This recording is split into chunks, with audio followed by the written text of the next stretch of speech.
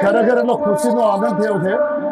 લોકોએ બહુ ડ્રામા કર્યા, અધિકારીઓને ક્યાંક ખોટું નહોતું કરવું, એમ છતાં ભાજપના અમુક આગેવાનોએ દબાણવાળી રાજનીતિ કરી અને એમાં પ્રજા અને પ્રજાના પ્રતિનિધિઓ સત્યની સાથે રહ્યા છે. અને આજે કોંગ્રેસનો દિયોદર તાલુકા પંચાયતમાં પ્રભાબેન મફતસિંહ વાઘેલા અને ઉપપ્રમુખ ચાવડાજી બન્યા છે.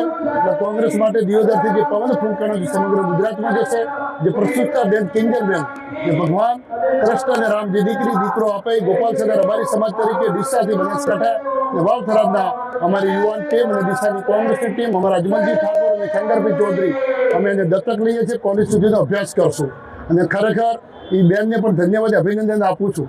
આવી ગરમી હોય એની અગ્નિ પરીક્ષા કરી છે. એના અંદર રહેલું બાળક આવનારા સમયમાં એક ભગવાન રામ અને કૃષ્ણ એને એવું તાકાતવાળું બનાવશે કે ખરેખર રાક્ષસોને હાણવા માટે સક્ષમ બનશે. ખૂબ જ દુઃખની વાત હતી. 3, 4, 5 દિવસથી જે ડ્રામા બનાવ્યો, લોકો ત્યાંથી ખાઈ નતા શકતા. કદાચ ઘર્ષણ એટલું મોટું થોત, પણ કોંગ્રેસના કાર્યકર્તાને દિયોદરની જનતાનો આભાર માનું છું. ખૂબ સંયમ રાખ્યો છે. આજે ફરીવાર સરકાર અને તંત્રનો આભાર એટલે માનીશ કે કોંગ્રેસના કાર્યકર્તા તરીકે આજે સુખ શાંતિથી બધાને અમે અભિનંદન આપ્યા છે. લોકશાહી બચાવીએ છે તો લોકો પાસે વોટ લેવા છે. હાથ જોડીને વિનંતી સાથે અને જે પણ ભાજપના રાજકીય નેતાઓને વિનંતી કરું છું, તમને ભગવાન ખૂબ બુદ્ધિ આપે. લોકોનો પ્રેમ જીતો, દાદાગીરી નહીં કરો. લોકો ઓળખી ગયા છે. પેટ્રોલ, ડીઝલ, ગેસ મોંઘવારી છે, એના ઉપર જો કિંજલબેનનું જે બાળક અમે દત્તક લીધું છે, અમે ગૌરવશાળી, ભાગ્યશાળી સમજીએ છીએ કે અમને આ તકનો લાભ મળ્યો છે. બાળકને તો સારી રીતે ભણાવીશું, સારી રીતે માનવ ધર્મ શીખવાડીશું અને ગાય માતાનું રક્ષણ થાય. એના માટે માનવ સમાજ કેવી રીતે થાય, બ્લડ કેમ્પ કઈ રીતે થાય, સમાજ જીવન અને માનવ જીવન શું છે.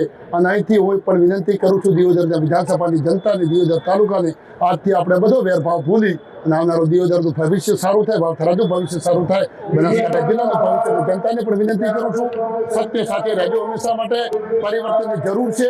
હંમેશા વિપક્ષ મજબૂત હશે તો તમારો અવાજ ઉપાડી શકશે.